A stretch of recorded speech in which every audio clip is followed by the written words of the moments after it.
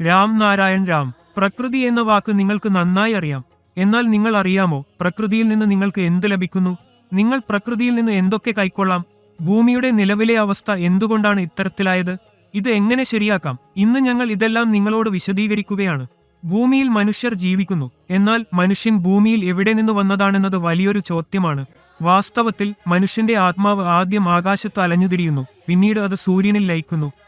തുടർന്ന് അത് വെള്ളം, വായു, മരങ്ങൾ, ചെടികൾ എന്നിവ കടന്നുപോയി മാതാപിതാക്കളുടെ രക്തത്തിലൂടെ ജനിക്കുന്നു. അതിന്റെ അർത്ഥം ആദിമാതാപിതാക്കൾ ആകാശമാണ്. പക്ഷേ മനുഷ്യൻ ഇത് മറന്നുപോയി. ഇന്ന് സമൂഹത്തിലും ജീവിതത്തിലും ഇതിന് വിലയില്ലാതായിരിക്കുന്നു. സോഷ്യൽ മീഡിയയിൽ ഒരു വീഡിയോ വൈറലായി. ഒരു പക്ഷി ലൈറ്റ് പോളിൽ മൂടുപിടിച്ചുണ്ടാക്കിയ കൂട് ഒരാൾ വെള്ളമൊഴിച്ച് തകർത്തു. കൂട് തകർന്നതിനെ കണ്ട് പക്ഷി ദുഃഖത്തോടെ ആകാശത്തെ നോക്കി. അതിനുശേഷം മറ്റൊരു മനുഷ്യൻ ആ പക്ഷിക്കായി പുതിയ കൂട് ഉണ്ടാക്കി. അതിനുശേഷം മറ്റൊരു 2 പക്ഷികൾ ആ കൂടിലെത്തി താമസിച്ചു.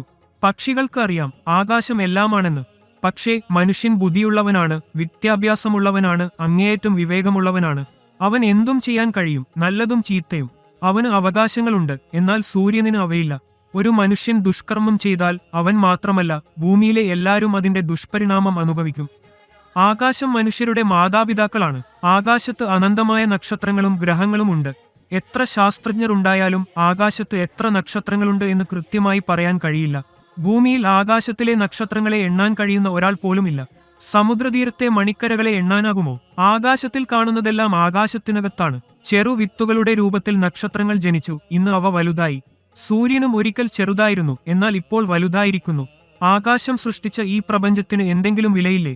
ആകാശത്തിലെ നക്ഷത്രങ്ങൾ, ഗ്രഹങ്ങൾ എല്ലാം മനുഷ്യർ ശാരീരികമായോ അല്ലാതെയോ പ്രവേശിക്കാവുന്നതാണ്. മനുഷ്യനെ സൃഷ്ടിച്ച ആകാശത്തെ നിങ്ങൾ ദൈവം, അല്ലാഹ്, ഭഗവാൻ എന്നൊക്കെ വിളിക്കാം. എന്നാൽ ലോകം ഭഗവാൻ എന്നോ ദൈവമെന്നോ വിളിക്കുന്നതൊന്നും അതിന്റെ യഥാർത്ഥ നാമമല്ല. മനുഷ്യൻ നിർമ്മിച്ച ക്ഷേത്രങ്ങൾക്ക് വില ഉണ്ട്, പക്ഷേ മനുഷ്യനു വിലയില്ല. ആകാശം മനുഷ്യർക്കും ചെടികൾക്കും എല്ലാവർക്കും മാതാപിതാക്കളാണ്. അതിനാൽ മനുഷ്യൻ ആകാശത്തെ ഓർക്കേണ്ടതുണ്ട്. ഭൂമിയിൽ മനുഷ്യൻ വന്നിട്ട് ലക്ഷക്കണക്കിന് വർഷങ്ങളായി.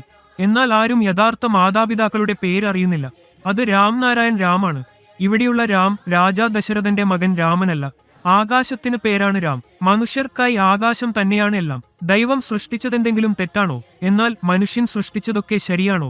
ഭൂമിയിലെ എല്ലാ പ്രശ്നങ്ങളുടെയും കാരണം വ്യക്തിഗത ഉടമസ്ഥാവകാശമാണ്. വ്യക്തിഗത ഉടമസ്ഥാവകാശം, വ്യക്തിപരമായ മതം, വ്യക്തിപരമായ വിദ്യാഭ്യാസം, രാഷ്ട്രീയ കക്ഷികളിവ ഒന്നുമില്ലാതിരിക്കണം. ഇത് ഞങ്ങളുടെ മഹാഗുരു പറഞ്ഞ വാക്കുകളാണ്. എല്ലാ മനുഷ്യരും നല്ലതും ചീത്തയും തിരിച്ചറിയുന്നു, പക്ഷേ പിന്നെയും അവർ ദുഷ്കർമ്മം ചെയ്യുന്നു. എന്നെ ക്ഷമിക്കണം, പിഴച്ചു എന്ന് പറയുന്നവർ ഉദ്ദേശപൂർവ്വം അപ്രകാരം ചെയ്യുന്നു. എല്ലാ മനുഷ്യരും അറിയാമെന്ന പോലെ തന്നെ തെറ്റുകൾ ചെയ്യുന്നു. ആന്തരിക ആത്മാവ് പോലും അവർക്ക് അത് ചെയ്യരുതെന്ന് പറയുന്നു. പക്ഷേ അഹങ്കാരത്തോടെ അവർ തെറ്റുകൾ ചെയ്യുന്നു.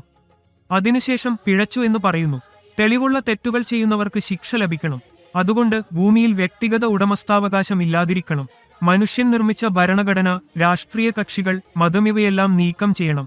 ഒരു വ്യക്തി എങ്ങനെ ധനികനാകുന്നു? ആരാണ് അവനെ പിന്തുണയ്ക്കുന്നത്? രാഷ്ട്രീയ കക്ഷികളും ഭരണഘടനയും. ഇവയെല്ലാം നീക്കം ചെയ്യണം. മുമ്പത്തെ പോലെ രാജാവിന്റെ ഭരണമാണ് വേണ്ടത്. പ്രകൃതിയുടെ നിയമം നിലനിൽക്കണം. മരണാനന്തര ജീവിതത്തിൽ ആരും തങ്ങളുടെ തെറ്റുകൾ സമ്മതിക്കില്ല. മറ്റുള്ളവരെ അതിൽ നിന്ന് രക്ഷിക്കാനും ശ്രമിക്കില്ല. ഈ തെറ്റുകൾ എത്രയും പെട്ടെന്ന് അവസാനിക്കണം. എല്ലാവരും രാം നാരായൺ രാമിൽ ഒന്നിച്ചു ചേരണം.